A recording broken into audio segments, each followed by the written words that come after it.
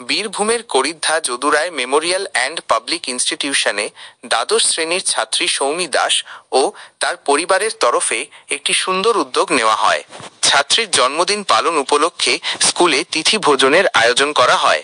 এই উদ্যোগে ছাত্রছাত্রী থেকে শুরু করে শিক্ষক শিক্ষিকা সকলেই খুশি।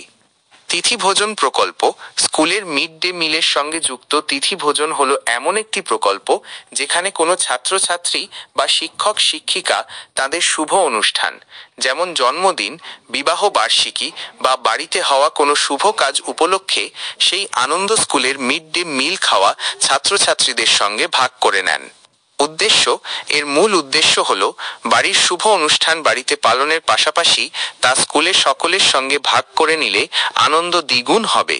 কমিউনিটি ডেভেলপমেন্ট এছাড়াও এর লক্ষ্য হল কমিউনিটি ডেভেলপমেন্ট করা, অর্থাৎ স্কুলকে শুধু চার দেওয়ালের মধ্যে সীমাবদ্ধ না রেখে স্কুলের ভালো কাজে অভিভাবক সহ সবাইকে যুক্ত করা। তিথি ভোজন এই লক্ষ্যেরই একটি অঙ্গ। জন্মদিন পালনের উদ্যোগ।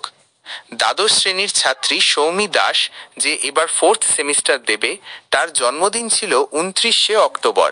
স্কুল বন্ধ ও পুজোর ছুটির কারণে সে 29শে অক্টোবর জন্মদিন পালন করতে পারেনি।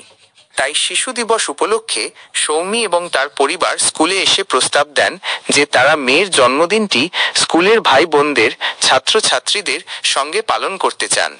সৌমিও জানায়, যেহেতু এটি তার শেষ বছর এবং সামনে উচ্চ মাধ্যমিক পরীক্ষা, তাই প্রথাগতভাবে স্কুলে আসার আগে সে তার জন্মদিনটি স্কুলের ছাত্রছাত্রীদের সঙ্গে পালন করে স্মরণীয় করে রাখতে চেয়েছিল।